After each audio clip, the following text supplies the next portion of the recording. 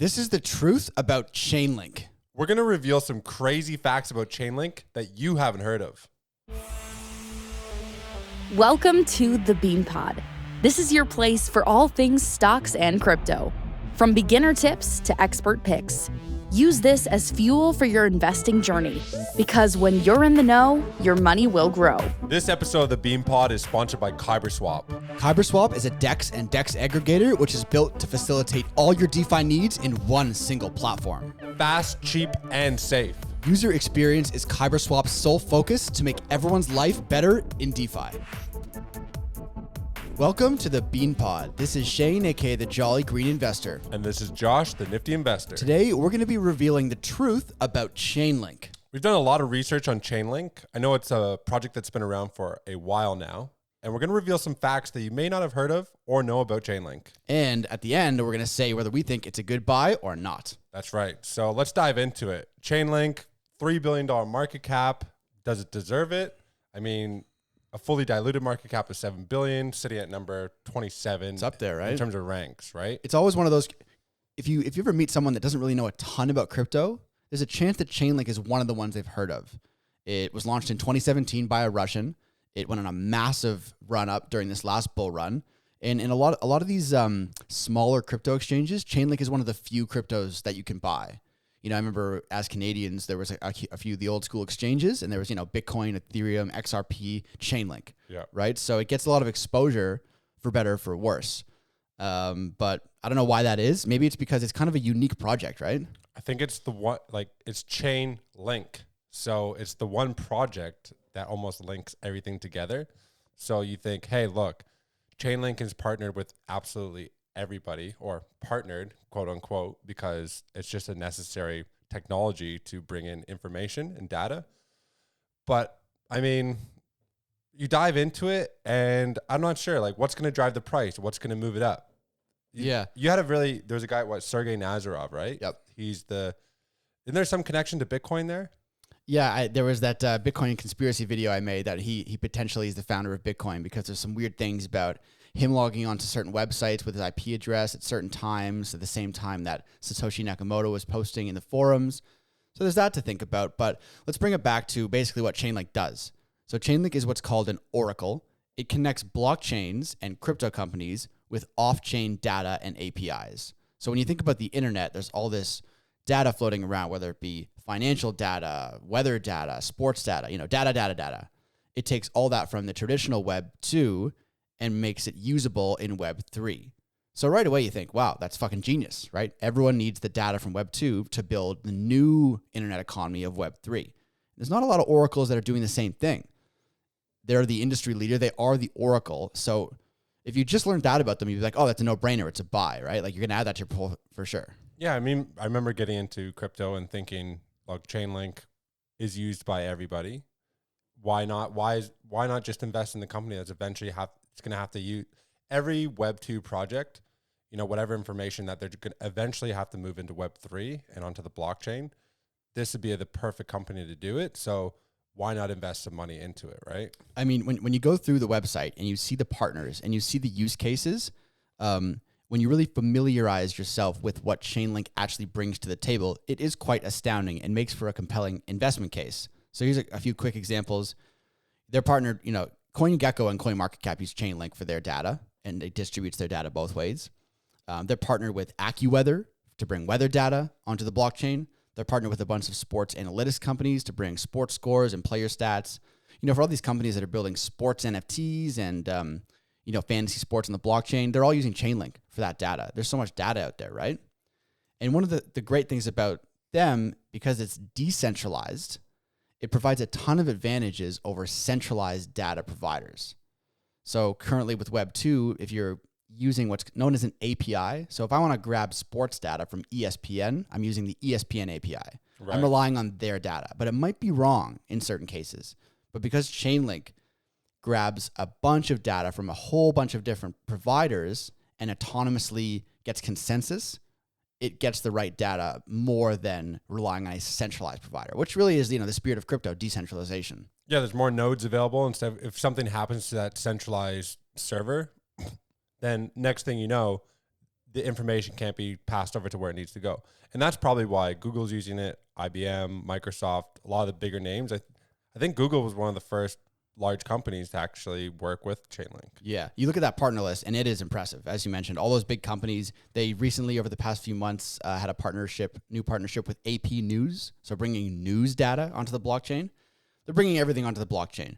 And I came across this really cool, like a real world example of showing you how Chainlink data can have a financial impact on like an everyday business.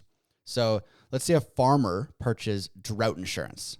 That means that if the yearly rainfall total should not exceed a certain level, a drought, the farmer gets a payout from the insurance company, right? Right. So you can automate this with a smart contract. Too little rain, X value below rainfall level, farmer gets paid automatically through this smart contract that Chainlink will enable. However, the Ethereum network can't measure the rainfall on its own. So Chainlink is aggregating data from all the weather sources that it's partnered with and figuring out the correct rainfall data. Now, if you're just relying on one source, say the weather network, what if they get that rainfall data wrong and then the farmer doesn't get paid out? That's the downfall of relying on one centralized source. But with Chainlink, they're getting data from all the weather partners and they make a consensus automatically to provide the most correct data. That's pretty cool. Yeah, I mean, Chainlink, look, it seems like it's a technology that's necessary, but is there anybody else who can do the exact same thing? Like, like who would be a competitor who can, overtake Chainlink and then disrupt everything that they're trying to do? Can these companies not just create their very own Oracle and then, start onboarding the data via their own system? Or is there any players who are stepping into the game now who might be better for alternative reasons? You mentioned something before the podcast, maybe something like a Mina protocol. Yeah. Right? Could something like that replace a Chainlink? Well, that's now we're getting into the case against Chainlink, right? So on the surface layer, after we describe all the great things it does, it seems like, this company is going to succeed. But when you think about it, the first thing you mentioned is, can companies do it themselves? And I think we will see that. So when companies like Amazon and Google and Oracle, these companies really start getting into the blockchain, these are companies that they don't rely on third-party partners for things that are such as valuable as data. They'll build it themselves. Right. So there's always the risk of the big companies that are their partners now bringing it in-house. And there's not many. When you talk about layer ones, there's dozens and dozens and hundreds. Layer twos, there's a lot, whatever. Play to earn, there's tons of everything. But with oracles, there's not many. But it's interesting you mentioned Mina protocol because it's a project that we've been diving into a lot recently. And their new oracle that is yet to really be launched could provide some potential advantages over Chainlink, which could make it a more compelling investment case than Chainlink. At this point, it doesn't seem like there's anybody else who's really taking too much market share from Chainlink. I think they're doing some like 1.3 integrations per day or something like that. They have over 1,000 different partners or businesses that they've onboarded onto their platform. At the start of 2021, total value secured on Chainlink was $7 billion.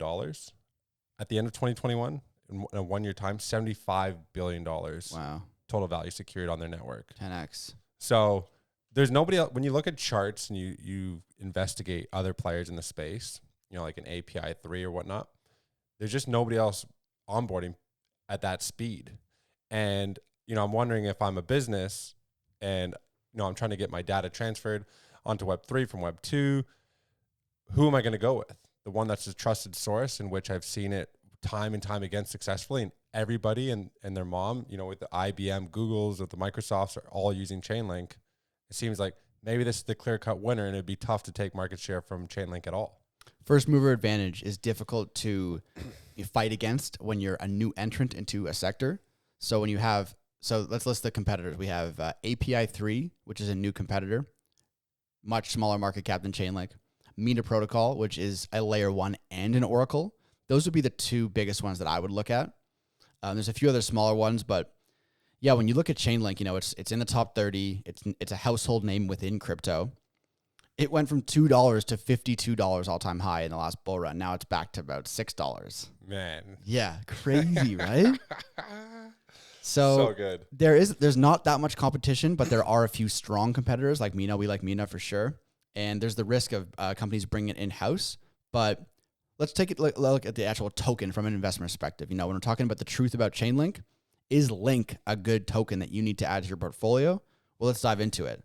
So the one thing that it doesn't have that a lot of other tokens have is an ecosystem. You're never going to see a play-to-earn game built on Chainlink, which is going to drive adoption. You're never going to see a metaverse built on Chainlink, which, everyone's like, this metaverse is on Chainlink. Well, we got to buy Chainlink, right? Yeah. Ethereum, Solana, these things have massive run-ups because Ethereum NFTs and Solana play-to-earn games, right? It's not sexy. Exactly. So without that ecosystem growth, it's tough. And you see that in other layer ones, like, we love Hedera Hashgraph.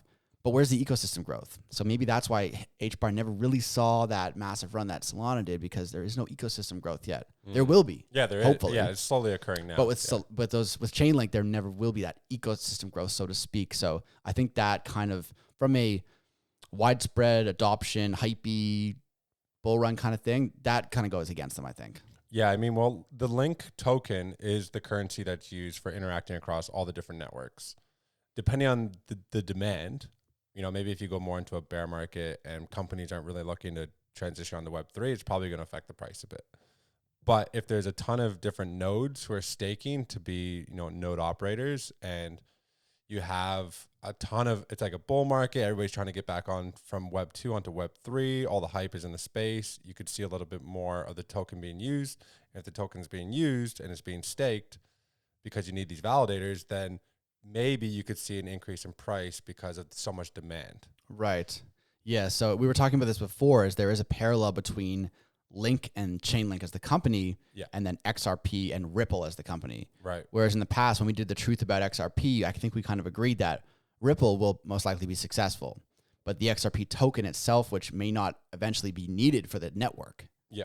So Link could maybe suffer the same fate, where the Link token actually becomes antiquated out of the system, and the Chainlink APIs and that whole Oracle remains a very successful company, but the Link token may never see that run up that it just did. Right. And I'm not sure if people knew this or not, but Chainlink is actually owned by a company called Smart Contracts. Right. So what could end up happening is Chainlink becomes a foundation within smart contracts, and basically it's just the technology for that to occur. So right. Yeah, so, I could see that happening.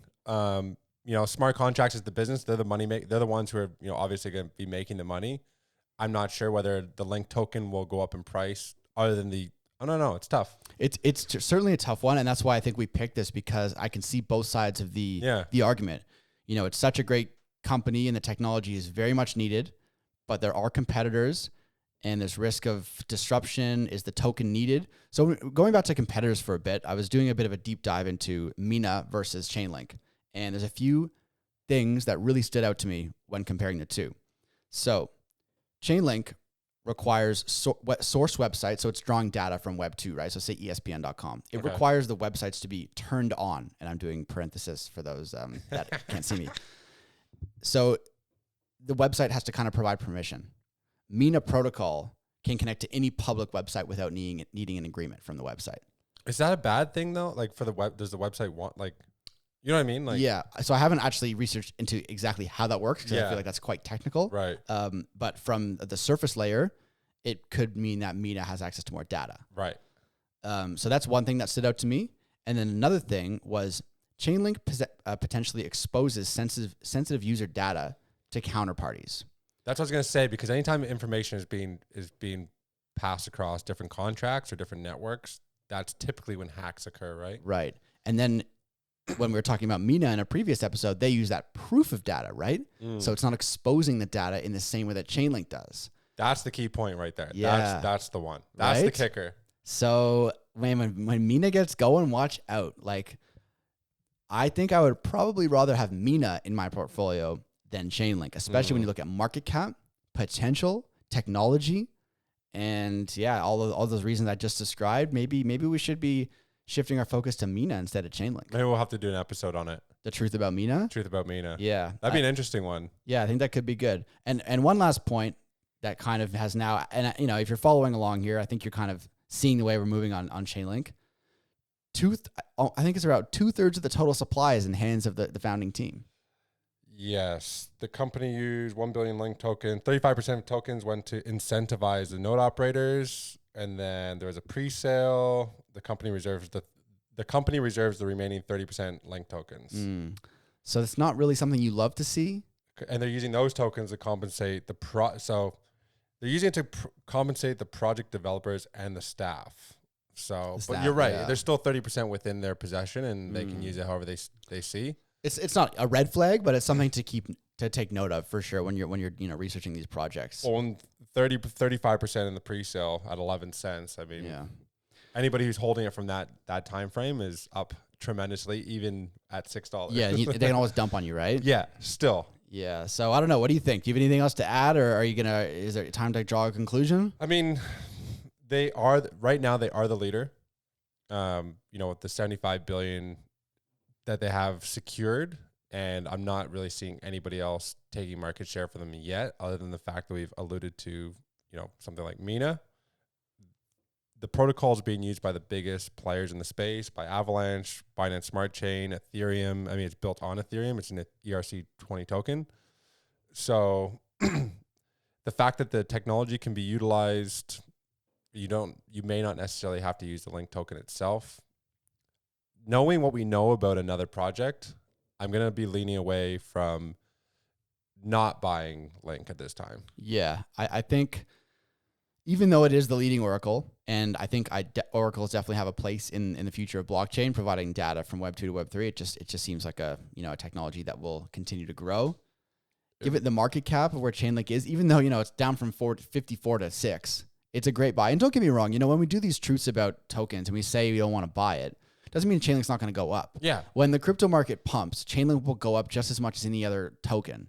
But it already has a $7 billion fully diluted market cap. It's already pumped. Even though it's down now, it's still up, right? It's still in the top 30. So for me, I would say no to Chainlink, and I would say yes to Mina Protocol, one of their new competitors. The other thing, too, is we see so much. There's going to be a lot of institutional adoption once we see regulation. And because Chainlink is such an OG company, I'm wondering if they're able to update their technology, because there's other companies working within the sector who are eventually going to be bringing something revolutionary to the table, like we talked about with Mina. And I'm wondering if once the institutions start to come on to the blockchain more frequently, if they're going to go to something that's a little bit more adaptable. Remember when we talked about Casper and one of our other networks, how they have the programmability, so they're future-proof, so that they can upgrade the contracts thereafter.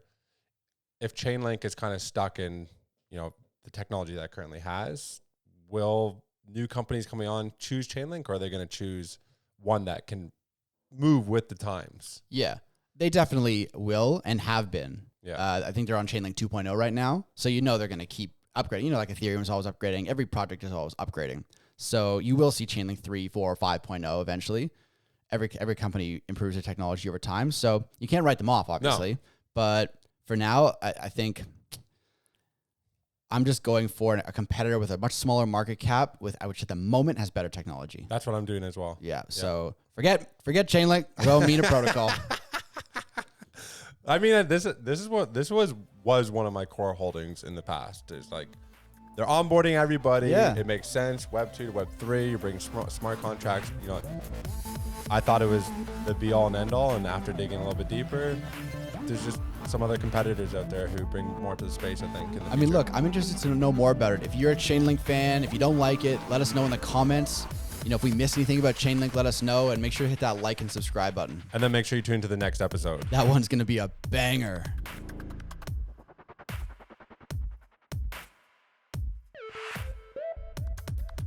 All views expressed by speakers on the BeanPod are solely their opinions. You should not treat any opinion expressed on the BeanPod as a specific inducement to make a particular investment or follow a specific strategy, but only as an expression of their opinion. This podcast is for informational purposes only.